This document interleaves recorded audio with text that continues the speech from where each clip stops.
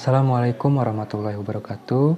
Izin memperkenalkan diri, nama saya Dava Muhammad Rizky dari jurusan Agroteknologi kelas 3A Universitas Islam Negeri Sunan Gunung Jati Bandung. Di sini saya akan menjelaskan materi tentang pengendalian hama terpadu. Pengendalian hama terpadu ini mencakup tiga hal, yaitu pengendalian secara fisik dan mekanik, ada pengendalian secara kultur teknis, dan ada pengendalian secara entomopatogen. Yang pertama ada pengendalian secara fisik dan mekanis.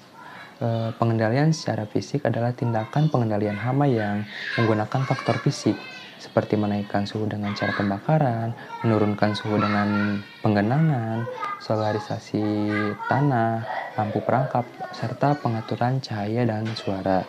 Adapun pengendalian secara mekanis adalah tindakan mematikan hama secara langsung dengan menggunakan tangan atau alat. Adapun contoh pengendalian mekanis dapat dilakukan dengan menggunakan tanaman perangkap, perangkap feromon, perangkap cahaya, dan perangkap warna kuning yang dikenal dengan yellow trap. Di sini saya akan membuat perangkap secara sederhana menggunakan alat-alat yang mudah didapatkan. Berikut videonya. Berikut bahan dan alat yang akan digunakan. Ada botol aqua bekas yang sudah tidak digunakan, lalu ada suntikan,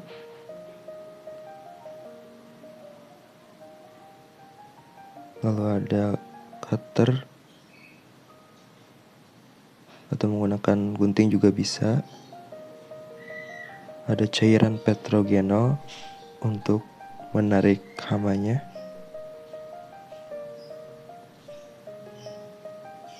dan lalu ada kapas. Larutan penarik yang digunakan adalah petrogenol. Petrogenol adalah atraktan yang berbentuk larutan berwarna kuning jernih untuk mengendalikan alat buah. Bahan aktif dari petrogenol adalah metyl-eugenol. Metyl-eugenol merupakan senyawa feromon serangga guna menarik lawan jenisnya untuk perkawinan, berkoloni, dan untuk makan. Pertama-tama, ambil botol aqua bekas dan cutter, lalu potong bagian atasnya saja.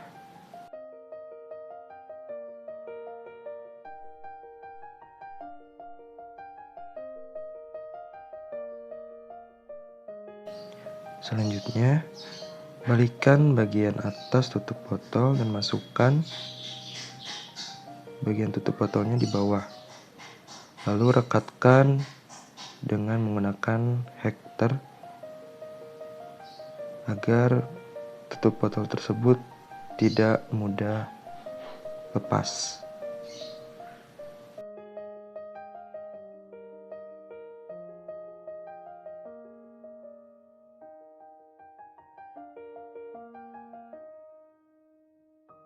Ambil cairan petrogenol menggunakan suntikan kurang lebih 1 ml saja.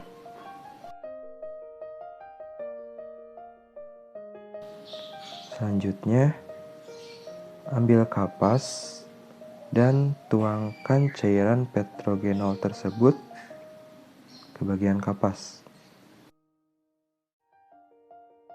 Setelah dituangkan, masukkan kapas tersebut ke dalam botol.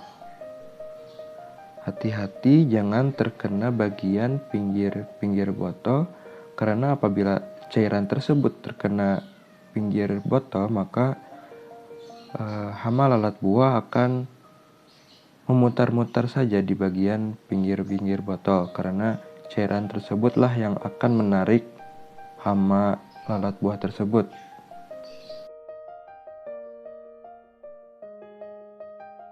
Setelah itu, perangkap siap digunakan dan langsung bisa dipraktekkan.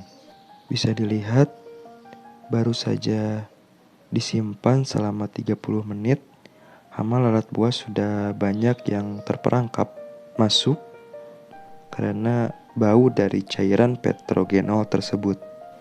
Usahakan penyimpanan botol agak miring ke bawah atau lubangnya berada di bawah, karena menjaga perangkap hama tersebut dari hujan.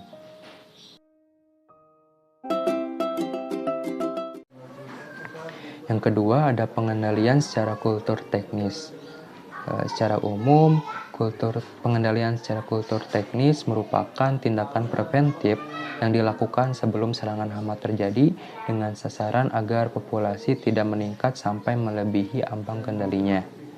Sedangkan menurut Roberts tahun 1978 dalam Purnomo 2006, kultur teknis merupakan cara perlindungan dengan memanfaatkan kondisi lingkungan yang dibutuhkan pengganggu, tetapi sesuai dengan kondisi lingkungan yang dibutuhkan oleh tanaman. Pengendalian kultur teknis ini bertujuan agar populasi HPT tidak menyebabkan terjadinya serangan yang merugikan secara ekonomi, menemukan mata rantai atau fase yang lemah dari siklus musiman hama sehingga hama tidak berkembang.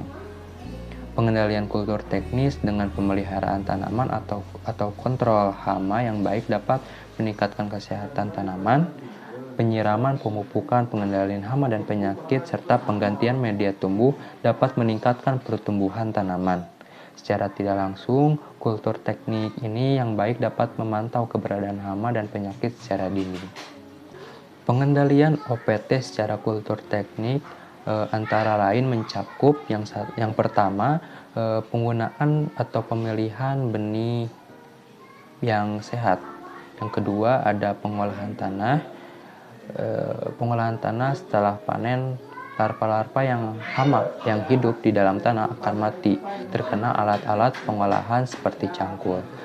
Di samping itu, akibat lain dari pengolahan tanah ini akan menaikkan larva dan telur dari dalam tanah ke permukaan tanah. Selanjutnya ada sanitasi. Sanitasi yaitu dengan membersihkan tempat-tempat yang kemungkinan digunakan oleh serangga untuk berkembang biak, berlindung, berdiapause, maka perkembangan serangga yang menjadi hama tanaman dapat dicegah. Selanjutnya ada pemupukan. Penggunaan pupuk menjadikan tanaman sehat dan lebih mudah mentoleransi serangan hama tanaman. Selanjutnya ada irigasi atau pengairan. Pengolahan air dapat menghalangi perkembangan hama-hama tertentu.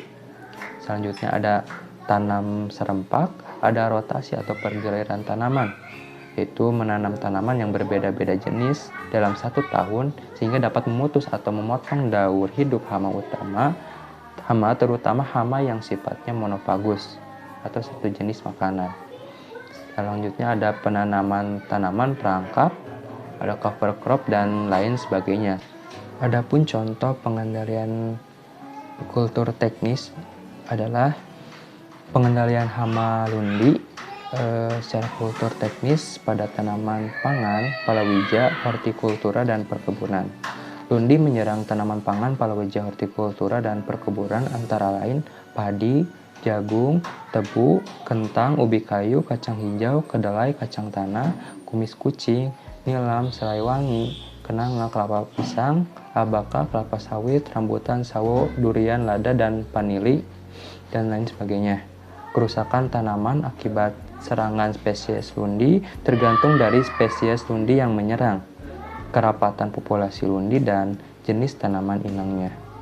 Lebih dari sebagian hidup lundi ada di dalam tanah dan merupakan akar tanaman serta dapat mengakibatkan kematian tanaman.